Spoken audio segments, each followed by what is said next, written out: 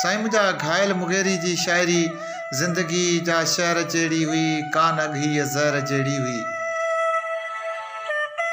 ज़िंदगी जा शहर जहिड़ी हुई, कान अघी ज़हर जहिड़ी हुई।